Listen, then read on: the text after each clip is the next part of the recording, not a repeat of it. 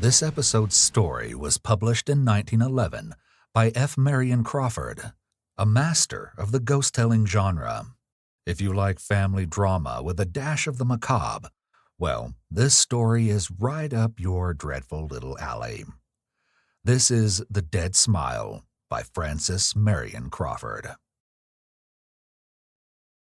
Sir Hugh Ockram smiled as he sat by the open window of his study in the late August afternoon. A curiously yellow cloud obscured the low sun, and the clear summer light turned lurid, as if it had been suddenly poisoned and polluted by the foul vapors of a plague. Sir Hugh's face seemed at best to be made of fine parchment drawn skin-tight over a wooden mask, in which two sunken eyes peered from far within. The eyes peered from under wrinkled lids, alive and watchful like toads in their holes, side by side and exactly alike. But as the light changed, a little yellow glare flashed in each. He smiled, stretching pale lips across discolored teeth in an expression of profound self-satisfaction, blended with the most unforgiving hatred and contempt for the human doll. Nurse MacDonald, who was 100 years old, said that when Sir Hugh smiled he saw the faces of two women in hell, two dead women he had betrayed. The smile widened. The hideous disease of which Sir Hugh was dying had touched his brain. His son stood beside him, tall, white, and delicate as an angel in a primitive picture. And though there was deep distress in his violet eyes as he looked at his father's face, he felt the shadow of that sickening smile stealing across his own lips, parting and drawing them against his will. It was like a bad dream, for he tried not to smile and smiled the more. Beside him, strangely like him in her wan, angelic beauty, with the same shadowy golden hair, the same sad violet eyes, the same luminously pale face, Evelyn Warburton rested one hand upon his arm. As she looked into her uncle's eyes, she could not turn her own away, and she too knew that the deathly smile was hovering on her own red lips, drawing them tightly across her little teeth, while two bright tears ran down her cheeks to her mouth and dropped from the upper to the lower lip. The smile was like the shadow of death, and the seal of damnation upon her pure young face. "Of course," said Sir Hugh very slowly, looking out at the trees. "If you have made your mind up to be married, I cannot hinder you, and I don't suppose you attach the smallest importance to my consent." "Father!" exclaimed Gabriel reproachfully. "No, I do not deceive myself," continued the old man, smiling terribly. "You will marry when I am dead, though there is a very good reason why you had better not. Why you had better not," he repeated very emphatically, and he slowly turned his toad eyes upon the lovers. "What reason?" asked Evelyn in a frightened voice. "Never mind the reason, my dear. You will marry just as if it did not exist." There was a long pause. "Two gone," he said, his voice lowering strangely. "And two more will be four altogether, forever and ever, burning, burning, burning bright." At the last words, his head sank slowly back, and the little glare of his toad eyes disappeared under the swollen lids. Sir Hugh had fallen asleep, as he often did in his illness, even while speaking. Gabriel Ockram drew Evelyn away, and from the study they went out into the dim hall. Softly closing the door behind them, each audibly drew a breath, as though some sudden danger had been passed. As they laid their hands each in the other's, their strangely like eyes met in a long look in which love and perfect understanding were darkened by the secret terror of an unknown thing. Their pale faces reflected each other's fear. "It's his secret," said Evelyn at last. "He will never tell us what it is." "If he dies with it," answered Gabriel, "let it be on his own head." "On his head," echoed the dim hall. It was a strange echo. Some were frightened by it, for they said that if it were a real echo, it should repeat everything and not give back a phrase here and there, now speaking, now silent. Nurse MacDonald said that the great hall would never echo a prayer when an Ockram was to die, though it would give back curses 10 for 1. On his head it repeated quite softly, and Evelyn started and looked around. "It's only the echo," said Gabriel, leading her away. They went out into the late afternoon light and sat upon a stone seat behind the chapel, which had been built across the end of the east wing. It was very still, not a breath stirred, and there was no sound near them. Only far off in the park a songbird was whistling the high prelude to the evening chorus. "It's very lonely here," said Evelyn, taking Gabriel's hand nervously and speaking as if she dreaded to disturb the silence. "If it were dark, I should be afraid." "Of what? Of me?" Gabriel's sad eyes turned to her. "Oh no, never of you, but of the old Ockrams. They say they're just under our feet here in the north vault outside the chapel, all in their shrouds with no coffins, as they used to bury them. As they always will, as they will bury my father and me. They say an Ockram will not lie in a coffin." "But it can't be true. These are fairy tales, ghost stories." Evelyn nestled nearer to her companion, grasping his hand more tightly as the sun began to go down. "Of course, but there is the story of old Sir Vernon, who was beheaded for treason under James II. The family brought his body back from the scaffold in an iron coffin with heavy locks and put it in the north vault. But ever afterwards, whenever the vault was opened to bury another of the family, they found the coffin wide open, the body standing upright against the wall, and the head rolled away in a corner smiling at it." "As Uncle Hugh smiles?" Evelyn shivered. "Yes, I suppose so," answered Gabriel thoughtfully. "Of course, I never saw it, and the vault hasn't been open for 30 years. None of us have died since then."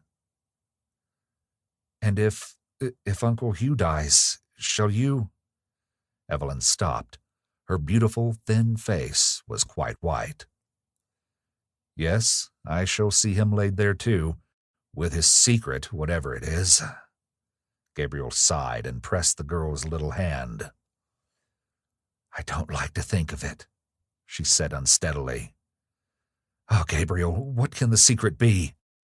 He said we had better not marry, not that he forbade it, but he said it so strangely, and he smiled. Ugh!" Her small white teeth chattered with fear, and she looked over her shoulder while drawing still closer to Gabriel. "And somehow I felt it in my own face."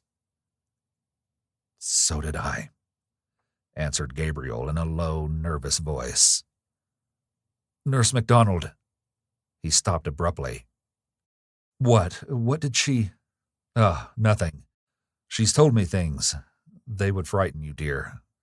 Come, it's growing chilly." He rose, but Evelyn held his hand in both of hers, still sitting and looking up into his face. "But we shall be married just the same. Gabriel, say that we shall." "Of course, darling, of course. But while my father is so very ill, it is impossible. Oh, Gabriel, Gabriel, dear, I wish we were married now," Evelyn cried in sudden distress. "I know that something will prevent it and keep us apart." "Nothing shall." "Nothing? Nothing human," said Gabriel Ockram as she drew him down to her. As their faces, that were so strangely alike, met and touched, Gabriel knew that the kiss had a marvelous savor of evil. Evelyn's lips were like the cool breath of a sweet and mortal fear that neither of them understood, for they were innocent and young.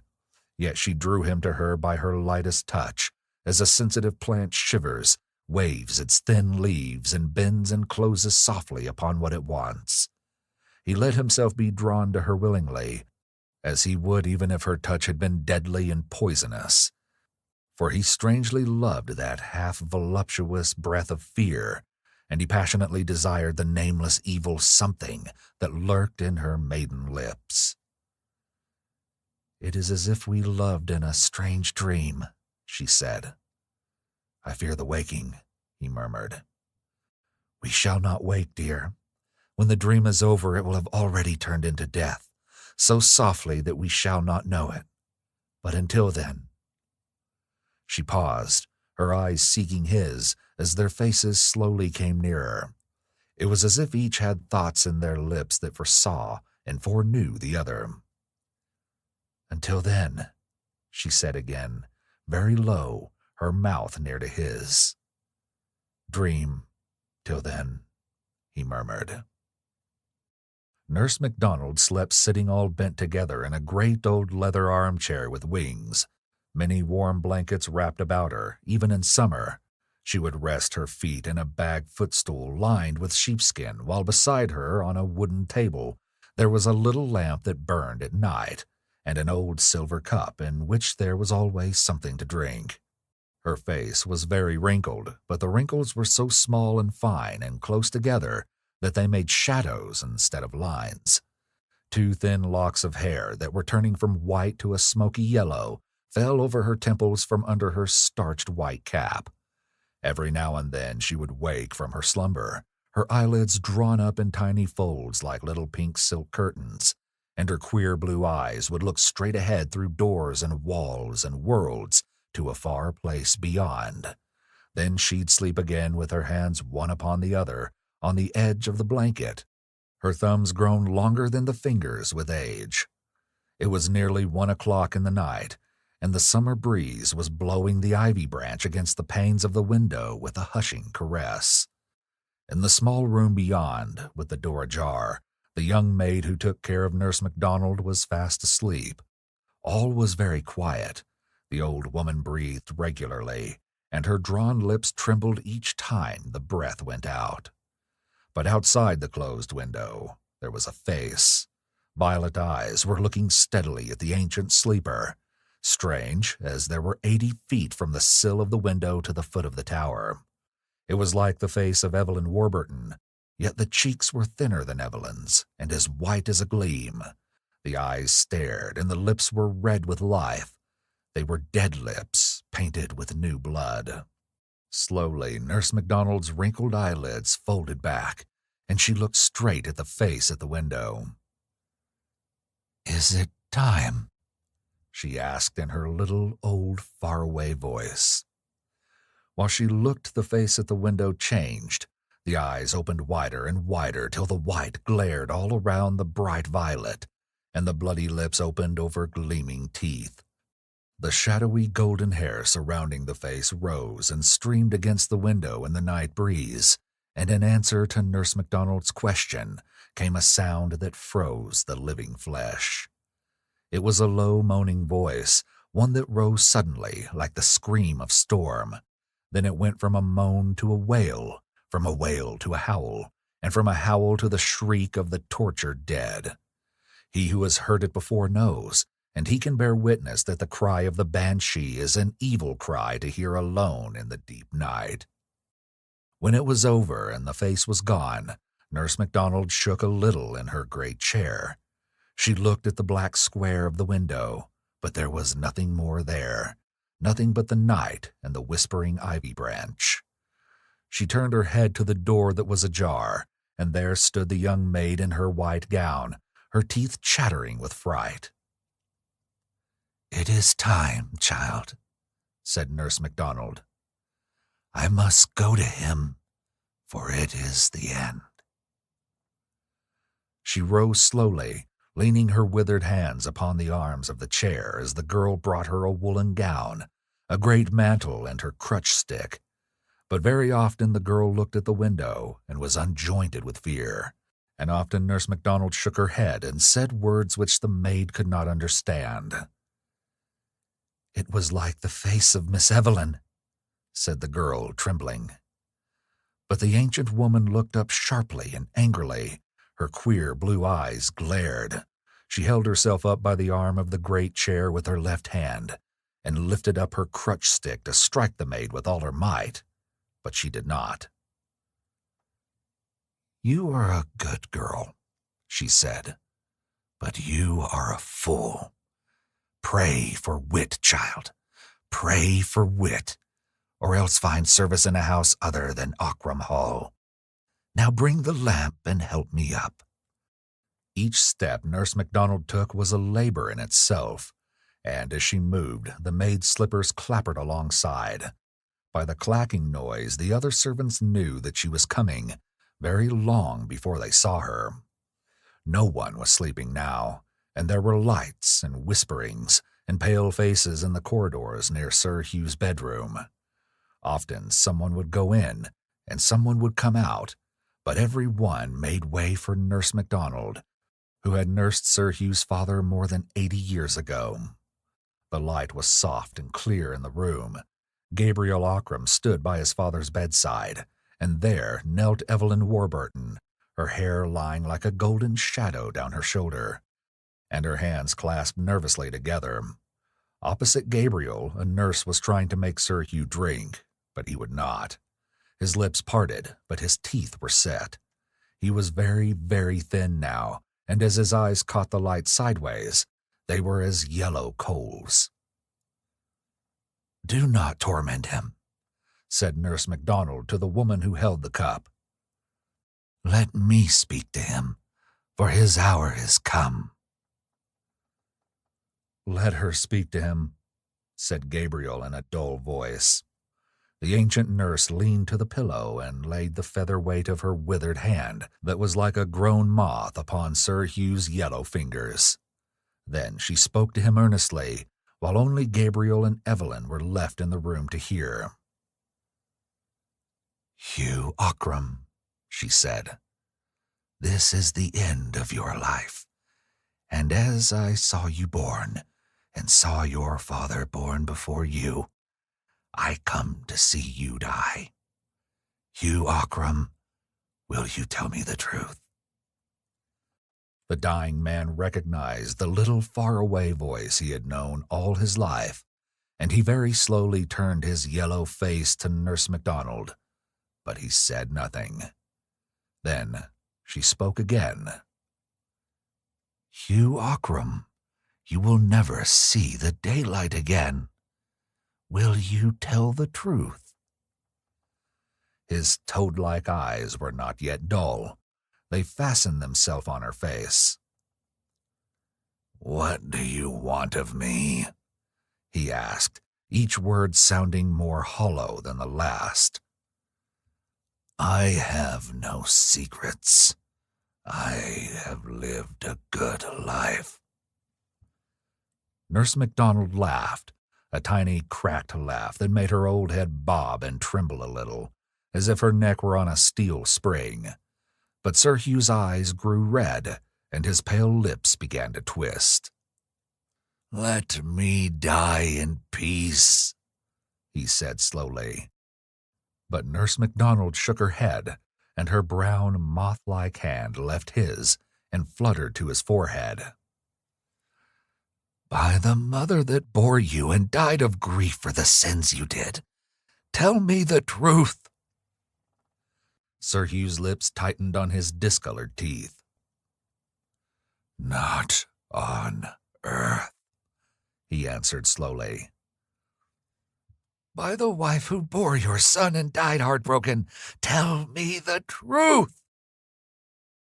"Neither to you in life, nor to her in death." His lips writhed as if the words were coals between them, and a great drop of sweat rolled across the parchment of his forehead. Gabriel Ockram bit his hand as he watched his father die, but Nurse MacDonald spoke a third time. "By the woman whom you betrayed and who waits for you this night, Hugh Ockram, tell me the truth." "It is too late. Let me die in peace." His writhing lips began to smile across his yellow teeth, and his toad-like eyes glowed like evil jewels in his head. "There is time," said the ancient woman. "Tell me the name of Evelyn Warburton's father. Then I will let you die in peace." Evelyn started. She stared at Nurse MacDonald and then at her uncle. "The name of Evelyn's father," he repeated slowly, while the awful smile spread upon his dying face. The light was growing strangely dim in the great room. As Evelyn looked on, Nurse MacDonald's crooked shadow on the wall grew gigantic. Sir Hugh's breath was becoming thick, rattling in his throat, as death crept in like a snake and choked it back. Evelyn prayed aloud, high and clear. Then something rapped at the window, and she felt her hair rise upon her head. She looked around in spite of herself, and when she saw her own white face looking in at the window, her own eyes staring at her through the glass, wide and fearful, her own hair streaming against the pane and her own lips dashed with blood, she rose slowly from the floor and stood rigid for one moment before she screamed once and fell straight back into Gabriel's arms. But the shriek that answered hers was the fierce shriek of a tormented corpse, out of which the soul cannot pass for shame of deadly sins. Sir Hugh Ockram sat upright in his deathbed, and saw and cried aloud. "Evelyn!" His harsh voice broke and rattled in his chest as he sank down, but still Nurse MacDonald tortured him, for there was a little life left in him still. "You have seen the mother as she waits for you, Hugh Ockram. Who was this girl Evelyn's father? What was his name?" For the last time the dreadful smile came upon the twisted lips, very slowly, very surely now.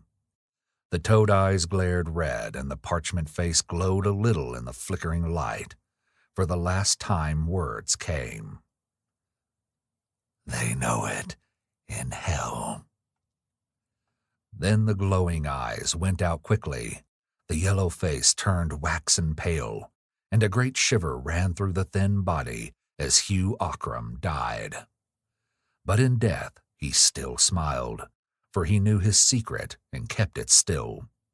He would take it with him to the other side, to lie with him forever in the north vault of the chapel where the Ockrams lie uncoffined in their shrouds, all but one. Though he was dead, he smiled, for he had kept his treasure of evil truth to the end. There was none left to tell the name he had spoken, but there was all the evil he had not undone left to bear fruit. As they watched, Nurse MacDonald and Gabriel, who held the still unconscious Evelyn in his arms while he looked at the father, they felt the dead smile crawling along their own lips. Then they shivered a little as they both looked at Evelyn as she lay with her head on Gabriel's shoulder. For though she was very beautiful, the same sickening smile was twisting her young mouth too, and it was like the foreshadowing of a great evil that they could not understand. By and by they carried Evelyn out, and when she opened her eyes, the smile was gone. From far away in the great house the sound of weeping and crooning came up the stairs, and echoed along the dismal corridors as the women had begun to mourn the dead master in the Irish fashion. The hall had echoes of its own all that night, like the far-off wail of the banshee among forest trees. When the time was come, they took Sir Hugh in his winding-sheet on a trestle bier, and bore him to the chapel, through the iron door and down the long descent to the north vault, lit with tapers, to lay him by his father. The two men went in first to prepare the place, and came back staggering like drunken men, their faces white. But Gabriel Ockram was not afraid, for he knew. When he went in alone, he saw the body of Sir Vernon Ockram leaning upright against the stone wall. Its head lay on the ground nearby with the face turned up. The dried leather lips smiled horribly at the dried-up corpse, while the iron coffin, lined with black velvet, stood open on the floor. Gabriel took the body in his hands, for it was very light, being quite dried by the air of the vault, and those who peeped in the door saw him lay it in the coffin again. They heard it rustle a little as it touched the sides and the bottom, like a bundle of reeds. He also placed the head upon the shoulders and shut down the lid, which fell to with the snap of its rusty spring. After that they laid Sir Hugh beside his father, on the trestled bier on which they had brought him, and they went back to the chapel. But when they looked into one another's faces, master and men, they were all smiling with the dead smile of the corpses they had left in the vault. They could not bear to look at one another again until it had faded away. To be continued. Thank you for listening to the Dark Volumes podcast. Please spread the word. Madness does love company, and we'll talk again soon.